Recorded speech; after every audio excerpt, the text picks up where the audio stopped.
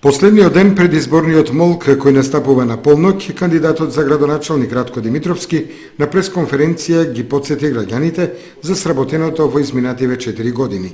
Сакам во ова мое обраќање да ве потсетам дека заедно во минатите 4 години зад себе оставивме дела.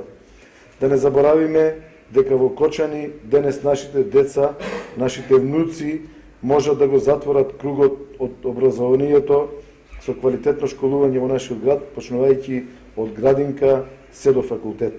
Да не заборавиме на новата сала во Основното училиште Никола Карев со површина од 1300 метри квадратни. Да не ги заборавиме работите на замена на дел од главниот потисен цевковод од системот за водоснабдување на Кочани, да не го заборавиме асфалтот кон браната градче, да не ги заборавиме уште 40-тината километри патна мрежа во општината, да не ги заборавиме спортските игралишта во скоро сите делови во градот, да не ги заборавиме поплочените тротоари во центарот и заедно со граѓаните бетонираните тротоари во другите делови од градот.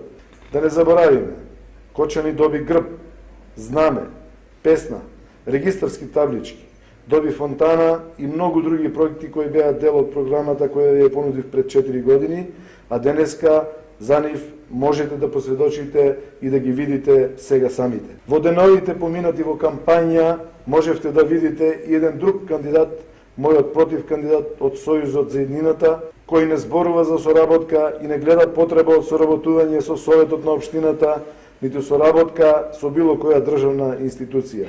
Видовте кандидат без концепт. Кандидат кој, ако навистина сакаше да биде градоначалник, ќе се откажеше од пратеничката функција како достоен против кандидат, како кандидати од албанскиот блок, а не да продолжи да седи на два стола и да очекува кој ќе биде подобар за него. Димитровски ги наброи капиталните и инфраструктурните проекти кои треба да се реализираат во новиот мандатен период со целосна поддршка на Советот и на владата на Република Македонија. Нашиот премиер во посетата на Кочани вети дека изведбата на проектот Брана Оризарска река ќе започне во текот на летото, најдосно до крајот на годината. Приоритет ни е и изградбата на пензионерски дом во кругот на Старата касарна. Како најголем приоритет за мене во наредниот период е создавање услови за отварање на нови работни места, преку привлекување на локални, државни и странски инвеститори и преку привилегирање на оние проекти кои можат да резултираат со отварање на нови работни места во нашата општина. На крајот кандидатот ги повика граѓаните да се определат за единствената развојна опција на општината Кочани.